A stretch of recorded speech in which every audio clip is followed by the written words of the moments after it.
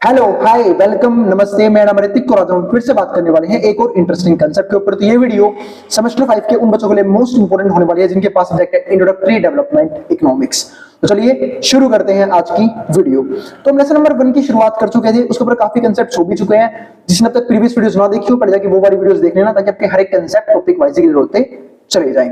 और इस complete series के नोट्स भी कंप्लीट होने वाले हैं। जिन बच्चों को नोट्स परचेज करने हैं वो इस नंबर पे जाए 9667836336 यहाँ पे व्हाट्सएप करके नोट्स ले सकते हैं। ठीक है, तो शुरू करते हैं आज की वीडियो। और ध्यान रखना नोट्स में 2 पीडीएफ लेना। एक तो पीडीएफ जो भी आपकी स्टडी मटेरियल हो उसका पीडीएफ, दूसरा जो भी इंपॉर्टेंट क्वेश्चन आंसर है विद आंसर्स, मतलब प्रीवियस क्वेश्चन आंसर भी प्रोवाइड कर रखे मैंने विद सॉल्यूशंस, उसकी पीडीएफ दोनों आपको प्रोवाइड कर दी जाएंगी सेम प्राइस में। अब आते हैं यहाँ पे, तो हमारा लेसन नंबर 1 चल रहा था जिसमें हमारे पास क्या है, इंट्रोड्यूसिंग इकोनॉमिक डेवलपमेंट। तो आज जो हमारा कंसेप्ट है वो क्या है, सोर्सेज ऑफ इकोनॉमिक ग्रोथ। आप लोग याद होगा प्रीवियस वीडियो में डीप में डिस्कस किया था कि हम इकोनॉमिक ग्रोथ क्यों पढ़ते हैं, दूसरा इकोनॉमिक ग्रोथ की इंपॉर्टेंस क्या है। लेकिन आज हम सिर्फ एक बात को डिस्कस करने वाले हैं और वो बात क्या है, सोर्सेज ऑफ इकोनॉमिक ग्रोथ। यानी कैसे कौन कौन से फैक्टर हैं जिसपे हमारी इकोनॉमिक ग्रोथ डिपेंड करती है, जिसकी वजह से हमारी इकोनॉमिक ग्रोथ करती है। आज हमें उन फैक्टर पे ध्यान देना है। अब कौन कौन से वो समझते हैं। तो पहला हमारे पास क्या लिखा हुआ है इसमें, investment in physical and human capital. Capital 2 तरह की होती है, एक तो होती है फिजिकल, एक क्या होती है ह्यूमन कैपिटल। अब समझते हैं फिजिकल कैपिटल में क्या आता है। फिजिकल कैपिटल में आता है लैंड, बिल्डिंग, मशीनरीज। ये किस लेवल पे हम यहाँ पे किस लेवल पे पैसा लगा रहे हैं, यानी कि जो बिजनेसेस हम कर रहे हैं उसमें लैंड परचेज करते हैं, ठीक है, बिल्डिंग्स परचेज करते हैं रियल एस्टेट में, मशीनरीज परचेज करते हैं, तो उसमें किस लेवल में हम पैसा लगा रहे हैं उसमें क्या बोलते हैं यहाँ पे, फिजिकल कैपिटल इन्वेस्टमेंट। लेकिन एक हमारे पास क्या होता है, ह्यूमन कैपिटल। अब बात है ह्यूमन कैपिटल क्या है। देखो हम सब जो ह्यूमन बीइंग है हम सब भी क्या कैपिटल होते हैं कंट्री के। अगर हम सब लोगों के पास प्रॉपर कैपेबिलिटी हो, ठीक है, हमारे पास स्किल्स हो, तो हम भी क्या बन सकते हैं, एक कंट्री की उसमें भाग ले सकते हैं, किसमें, ग्रोथ में। जैसे फॉर एग्जांपल, जैसे कि अगर मैं इंडिया की बात करूं, इंडिया में आजकल दिक्कत क्या चल रही है, आज हम कंपेयर करते हैं इंडिया, हमारी इंडिया पॉपुलेशन बहुत ज्यादा है इसलिए इंडिया ग्रो नहीं कर पाता। आप चाइना में देखो ना, चाइना का भी कुछ बड़े सेम हाल था, वहीं पॉपुलेशन बहुत ज्यादा थी, लेकिन चाइना फिर भी डेवलप्ड इकोनॉमी है और इंडिया क्या है, अंडर डेवलपिंग इकोनॉमी है। उसका एक मेन रीजन क्या है, क्योंकि चाइना जो है ना अपने आप को प्रोडक्शन हब बना चुका है। वहां पे बच्चों के पास क्या है, स्किल्स है कि चीजें को प्रोड्यूस कैसे करते हैं। लेकिन हमारे वहां यहाँ 25 साल के बच्चे जाते हैं, 30 साल के जाते हैं, वो गवर्नमेंट जॉब की प्रिपरेशन ही कर रहे होते हैं। ठीक है, मतलब उनके पास ना वो प्रॉपर स्किल्स होती है, फिर उन्हें जॉब भी चाहिए। तो इन चीजों की दिक्कत की वजह से कहीं ना कहीं हमारी कंट्री जो है वो क्या जाती है, पीछे रह जाती है। तो वही बात यहां पे है। तो ह्यूमन कैपिटल इन्वेस्टमेंट का मतलब क्या है कि हम जो है वो ह्यूमन से पैसा लगाएं। जैसे हमारे पेरेंट्स हमारे पैसा लगाते हैं, हमारी एजुकेशन के ऊपर पैसा लगाते हैं, ताकि हम फ्यूचर में एक बढ़िया नागरिक बन के आए और अपनी डेवलपमेंट कर पाए, अपने ग्रोथ पे ध्यान दे पाए। ठीक है, तो इसे बोलते हैं ह्यूमन कैपिटल इन्वेस्टमेंट। तो दो तरह की इन्वेस्टमेंट पढ़ी हमने, एक तो फिजिकल गुड्स पे इन्वेस्टमेंट जिसमें आती है लैंड, बिल्डिंग, मशीनरी और भी बहुत सारी गुड्स, और दूसरा हमारा आता है ह्यूमन कैपिटल पे इन्वेस्टमेंट। अब इसके बाद क्या आता है, बी, वो हमारा है टेक्नोलॉजिकल एडवांसेस। टेक्नोलॉजिकल एडवांसेस या फिर आप कह सकते हो टेक्नोलॉजिकल एडवांसमेंट। इस बात का मतलब क्या है कि टेक्नोलॉजी को जो है वो बढ़ाना है, मतलब हमें हाई टेक्नोलॉजी यूज करनी है, एडवांस टेक्नोलॉजी यूज करनी है, ताकि हम अपनी कंट्री को जल्दी से जल्दी ग्रोथ दे पाए। अब ये होगा कैसे, वो हम थोड़ी देर में पढ़ेंगे आगे। तो टेक्नोलॉजी को एडवांस करना भी क्या है, बहुत जरूरी है, ताकि प्रोडक्शन लेवल में एफिशिएंसी आए। वरना होगा क्या, जो कंट्री टेक्नोलॉजी में एडवांसमेंट लेके आएगी, यानी कि जिनके पास एडवांस टेक्नोलॉजी होगी वो तो काफी तक ग्रो कर जाएगी, लेकिन जिनके पास आउटडेटेड टेक्नोलॉजी होगी या फिर टेक्नोलॉजी होगी ही नहीं, वो हमेशा पिछड़े हुए ही रह जाएंगे। इसके बाद क्या आता है हमारे पास, सी पार्ट, वो आता है इंस्टीट्यूशनल एंड पॉलिसी चेंजेस।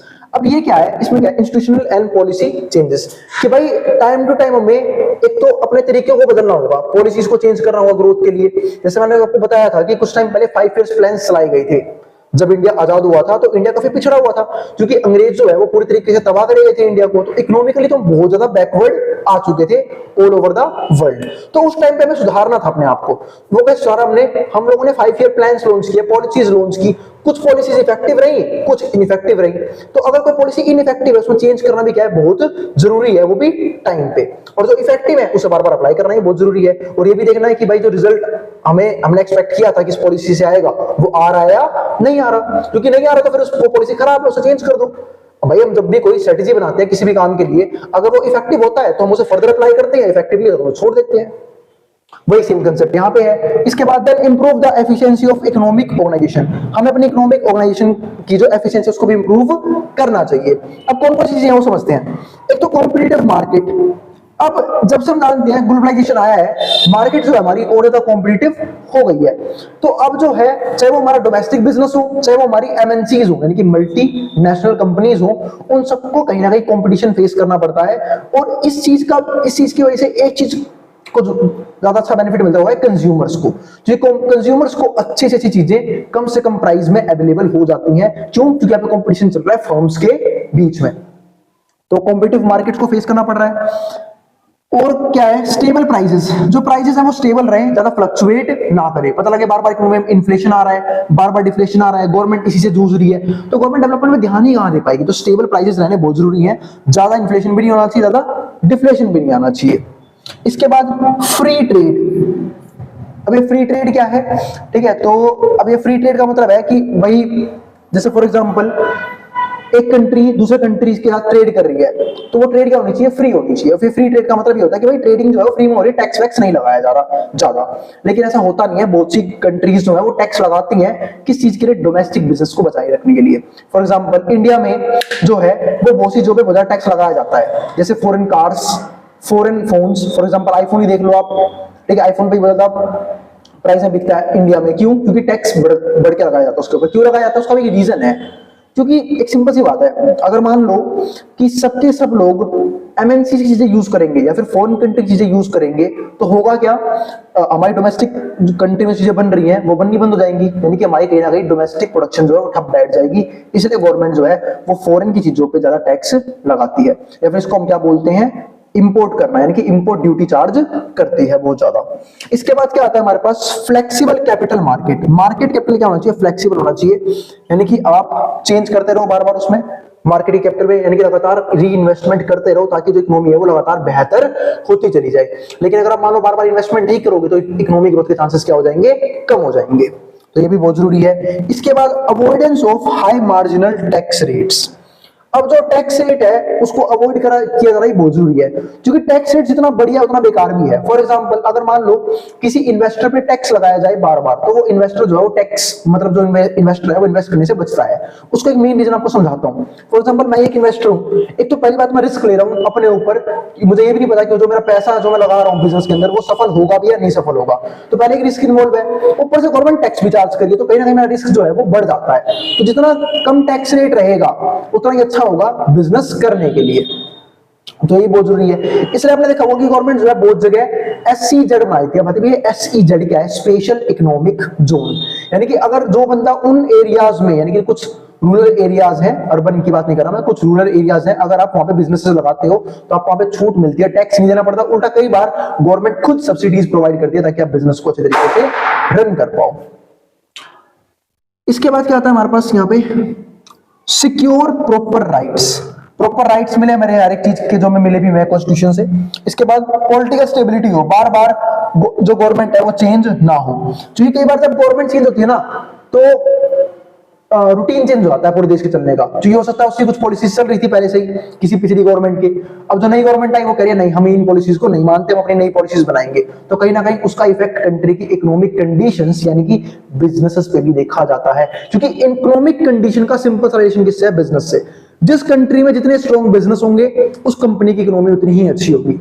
आप यूएसए की बात करते हो, आप देखो ना गूगल किसका है, यूएसए का, फेसबुक किसका है, यूएसए का, टेस्ला किसका है, यूएसए का। तो जब ज्यादातर कंपनीज जो है नामी गिरामी वो सब यूएसए के अंदर है, तो इसका मतलब कहां की डेवलप इकोनॉमी होगी, इंडिया की कहीं नहीं होगी, है ना। तो जहां की कंपनीज जो है वो काफी बढ़िया ऊंचाइयों को टच कर रही है, वहां की इकोनॉमी क्या है, उतनी ही स्टेबल और बढ़िया है। चलो फिर अब देखते हैं एक बार कैपिटल फॉर्मेशन को। अगर मैं कैपिटल फॉर्मेशन की बात करूं यहाँ पे, तो कैपिटल फॉर्मेशन का मतलब आपको पहले ही समझा चुका हूं। कैपिटल फॉर्मेशन का मतलब क्या होता है कि जब हम ध्यान देते हैं कैपिटल पे, कैपिटल दो तरह की होती है, चाहे वो हमारी फिजिकल कैपिटल हो चाहे वो हमारी ह्यूमन कैपिटल हो, दोनों पे ध्यान देना क्या होता है, बहुत जरूरी होता है कंट्री की इकोनॉमिक ग्रोथ के लिए। जैसे यहाँ पे क्या है, more capital means more production means more growth.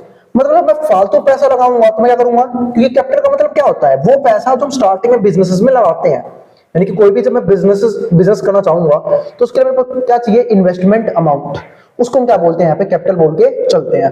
तो जितनी फालतू कैपिटल होगी इसका मतलब क्या है, मोर प्रोडक्शन, उतनी बड़ी प्रोडक्शन मींस मोर ग्रोथ, यानी कि जितना पैसा लगाऊंगा उतना मैं प्रोडक्शन कर पाऊंगा और उतना ही क्या होगा, यहाँ पे ग्रोथ होगी।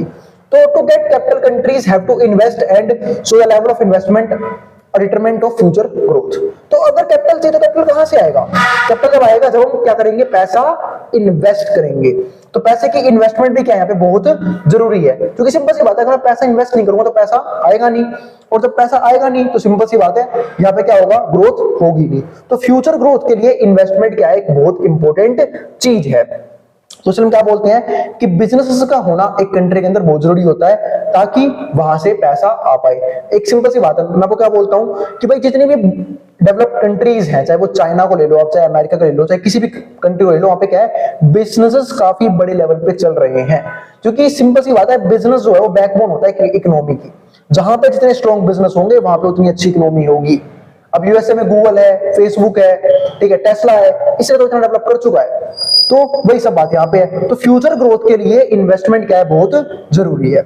अब क्या आता है हमारे पास यहाँ पे, कैपिटल आउटपुट रेशियो। अब बात है कैपिटल आउटपुट रेशियो क्या होता है, इस बात का मतलब होता है कि मुझे कितना पैसा लगाना पड़ेगा अगर मुझे एक यूनिट प्रोड्यूस करनी है। तो जैसे यहाँ पे देखो, it refers to number of units, किस पे डिपेंड करता है, number of units of capital, क्या चीज, कैपिटल दैट आर रिक्वायर्ड, मतलब जो हमें जिसकी जरूरत है in order to produce 1 unit of output, क्या प्रोड्यूस करने के लिए, एक यूनिट प्रोड्यूस करने के लिए, किस चीज का, आउटपुट का। उसको हम क्या बोलते हैं यहाँ पे, कैपिटल आउटपुट रेशियो, मतलब कितना पैसा लगाया बदले में कितना आउटपुट आया, तो ये क्या होगा, कैपिटल आउटपुट रेशियो। इसके बाद क्या आता है हमारे पास यहाँ पे, rate of growth of GDP. इससे भी हम चेक करते हैं कि कंट्री में जो है वो इकोनॉमिक ग्रोथ हो रही है या नहीं हो रही। सबसे पहली बात करते हैं जीडीपी का मतलब क्या होता है। जीडीपी का मतलब होता है एक फाइनेंशियल ईयर के अंदर, फाइनेंशियल ईयर का मतलब होता है 1 अप्रैल से 31 मार्च, एक फाइनेंशियल ईयर के अंदर एक कंट्री के अंदर, मतलब एक टेरिटरी के अंदर जितने गुड्स और जितनी सर्विसेज प्रोड्यूस हुई है उन सबकी फाइनल वैल्यू का सम, उसको हम क्या बोलते हैं, जीडीपी बोल के चलते हैं। तो जीडीपी भी दो तरह की होती है, एक होती है रियल जीडीपी, एक होती है नॉमिनल जीडीपी। कभी भी नॉमिनल जीडीपी से ग्रोथ का पता नहीं लगता। फॉर एग्जांपल हम हर साल जीडीपी निकालेंगे, हर साल जीडीपी निकालेंगे तो सिंपल सी बात है, इन्फ्लेशन की वजह से प्राइस ही बढ़ जाएगा, और जब किसी गुड्स का प्राइस बढ़ेगा, ठीक है, तो जब हम उसकी क्वांटिटी से मल्टीप्लाई करेंगे तो सिंपल सी बात है जीडीपी की वैल्यू बढ़ के आएगी। तो वो कभी भी ग्रोथ का सिंबल नहीं माना जाता। हम यहाँ पे निकालते हैं रियल जीडीपी, और रियल जीडीपी हमेशा निकाली जाती है बेस प्राइस के दम पे। यानी कि सपोज करो, मैं आपको एग्जांपल देता हूं कि पहले 20 रुपए का मार्कर था, मान लो एक कंट्री में 1000 मार्कर प्रोड्यूस हुए, तो कितना यहाँ पे कितना पैसा इकट्ठा हुआ है, 2 गुणा में 1 2, सिर्फ एक रैंडम वैल्यू ले रहा हूं मैं यहाँ पे, तो 20,000। तो 20 इंटू में यहाँ पे कितना हो गया हमारा, 1000, 20,000 आ गया, यानी कितना कितना रुपया कलेक्ट हुआ। सपोज करो ये प्राइस अगले साल बढ़ के 20 का 25 हो गया, अभी भी 1000 क्वांटिटी प्रोड्यूस हुई है, अभी कितना आ गया जीडीपी में, 25,000। लेकिन क्या ग्रोथ का सिंबल है, 20,000 से 25,000 हो गया, बिल्कुल ग्रोथ का सिंबल नहीं है। हम यहाँ पे बेस प्राइस ही लेंगे 20 रुपए, अब इसके दम पे निकालेंगे, और 20 रुपए के हिसाब से जीडीपी कब बढ़ेगी, जब मैं प्रोडक्शन को बढ़ाऊंगा।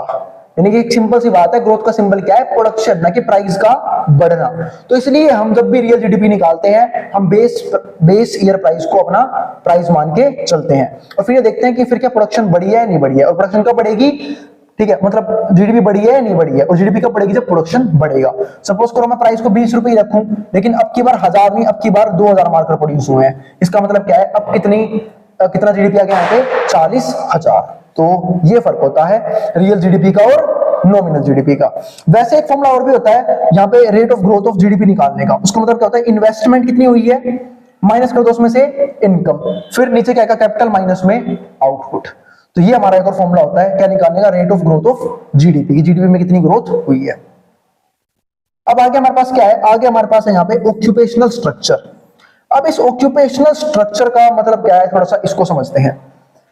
अगर मैं ऑक्यूपेशनल स्ट्रक्चर की बात करूं तो यहाँ पे क्या है, एक ऑक्यूपेशन का मतलब क्या होता है कि आप जो भी काम कर रहे हो, चाहे वो हमारा बिजनेस हो, चाहे वो हमारा प्रोफेशन हो, चाहे वो हमारा सेल्फ एम्प्लॉयमेंट हो, तो वो सब किसका, या फिर हम किसी के एम्प्लॉय हो सकते हैं, तो सब किसका पार्ट है, ऑक्यूपेशन का। अब ऑक्यूपेशनल स्ट्रक्चर का मतलब क्या होता है कि कितने लोग काम करने वाले हैं। एक कंट्री के अंदर जितने इफेक्टिव लोग काम करेंगे, कहीं ना कहीं वहां पे उतने ही इफेक्टिव बिजनेसेस डेवलप हो रहे होंगे, और जब इफेक्टिव बिजनेसेस डेवलप होंगे इसका मतलब वो कंट्री ग्रो कर रही है। ठीक है। आज हम कंपेयर करते हैं इंडिया को चाइना से। इसका एक मेन रीजन यही है डेवलपमेंट ना होने का। डेवलपमेंट ना होने का मेन रीजन क्या है यहाँ पे कि जो हमारे यहाँ के जो यूथ है वो जनरली जानते हैं गवर्नमेंट जॉब की तैयारी में या फिर कोई और स्किल सीखना पसंद नहीं करते बहुत जनरली, ठीक है। और हमारा एजुकेशन सिस्टम भी थोड़ा यहाँ पे लैक करता है हमें स्किल प्रोवाइड करने में। तो अगर हमारे पास प्रॉपर स्किल्स हो तो हम उसके हिसाब से काम करेंगे। फॉर एग्जांपल चाइना में वहां पे बच्चों को सिखाया था कि प्रोडक्शन कैसे करना है, तभी तो चाइना प्रोडक्शन हब बना हुआ है और उसी के दम पे पॉपुलेशन उसकी भी ज्यादा है लेकिन वो फिर भी ग्रोथ कर रहा है। अब यहाँ पे क्या है, economic growth process is occupational structure. तो अगर इकोनॉमिक ग्रोथ प्रोसेस को देखा जाए तो ये क्या है, एक ऑक्यूपेशनल स्ट्रक्चर है ऑफ वर्किंग पॉपुलेशन, कि जो पॉपुलेशन है वो किस तरीके से काम कर रही है, क्या उनकी ग्रोथ हो रही है नहीं हो रही। जब भी किसी कंट्री में एक इंडिविजुअल पर्सन भी ग्रो करेगा इसका मतलब क्या है कि कहीं ना कहीं वो पूरी कंट्री की ग्रोथ करने में हेल्प कर रहा है। अब इसके बाद क्या आता है हमारे पास, टेक्नोलॉजिकल प्रोग्रेस। अभी टेक्नोलॉजिकल प्रोग्रेस क्या है, इसको मैंने आपको स्टार्टिंग में समझाया था। अभी क्या समझाया था, टेक्नोलॉजिकल एडवांसमेंट। अब टेक्नोलॉजिकल एडवांसमेंट का मतलब क्या है कि टेक्नोलॉजी का किस लेवल से ग्रोथ करवाई जा रही है, उनकी टेक्नोलॉजी जो है वो टाइम टू टाइम डेवलप कर रही है या नहीं कर रही, एडवांस हो रही है या नहीं हो रही। इसको हम क्या बोलते हैं यहाँ पे, टेक्नोलॉजिकल प्रोग्रेस। अब टेक्नोलॉजिकल प्रोग्रेस कब आएगी, उसके कुछ रीजंस लिखे हुए हैं। फॉर एग्जांपल साइंटिफिक स्किल्स, अगर एक कंट्री में साइंटिफिक स्किल्स हैं तो भाई टेक्नोलॉजिकल प्रोग्रेस आएगी वरना नहीं आएगी। मतलब लोगों के पास प्रॉपर स्किल्स हैं, इंजीनियर्स हैं प्रॉपर, ठीक है, साइंटिस्ट हैं प्रॉपर जो डेवलप कर रहे हैं अलग अलग मशीनरीज को। जैसे हमारे वहां बहुत सारे साइंटिस्ट हुए हैं, अब इसमें से मैं नाम लूं, अब जैसे कि हमारे एपीजे अब्दुल कलाम सर हैं, ठीक है, वो उन्होंने कितनी चीज डेवलप करी हमारी कंट्री के लिए, डिफेंस सिस्टम कितना स्ट्रॉन्ग कर दिया हमारा। क्यों, क्योंकि उन लोगों ने बाहर कंट्री के ऑफर नहीं स्वीकार किए उस टाइम पे। उन्हें कहना था सिर्फ हम अपनी कंट्री के लिए काम करेंगे, अपनी कंट्री को ग्रोथ दिलवाएंगे। उन्होंने दिलवाई भी, अच्छी पोजीशन पे ले गए हमारी कंट्री को। तो साइंटिफिक स्किल्स होनी चाहिए तभी तो टेक्नोलॉजी में एडवांसमेंट आएगी। दूसरा, क्वालिटी ऑफ एजुकेशन क्या होना चाहिए, प्रॉपर होना चाहिए। अगर क्वालिटी ऑफ एजुकेशन ही नहीं होगा तो ग्रोथ कैसे करेंगे, पॉसिबल ही नहीं है। तीसरा हमारे पास क्या आता है, अमाउंट ऑफ जीडीपी। अब अमाउंट ऑफ जीडीपी का क्या रिलेशन है यहाँ पे, तो amount of GDP devoted to research and development, यानी कि एक सिंपल सी बात है, हर साल बजट आता है, आप बजट बोल लो जीडीपी बोल लो, उसका कितना हिस्सा रिसर्च और डेवलपमेंट में खर्चा किया गया है। अब आपको एग्जांपल देता हूं, चाइना ऑलमोस्ट इतना पैसा खर्च करता है रिसर्च और डेवलपमेंट पे जितना इंडिया की जीडीपी है। आप ये समझ रहे हो वो क्यों नहीं करेगा डेवलप, उसके पास पैसा इतना है, वो खर्च इतना करता है किस चीज पे, रिसर्च और डेवलपमेंट पे। तो मैं नहीं कहता कि चाइना ज्यादा बेटर कंट्री है, पर इकोनॉमी में तो है, कंपैरिजन के लिए मैं उसे बेटर यहाँ पे कह सकता हूं, क्योंकि वो अपने रिसोर्सेज को पूरे इफेक्टिव तरीके से यूज कर रहा है डेवलपमेंट पे अच्छे तरीके से, और बढ़िया बढ़िया टेक्नोलॉजी बना रहा है। तो हमसे तो आगे रहेगा ही वो, जब तक हम उस स्टेज पे डेवलपमेंट पे ध्यान नहीं देते।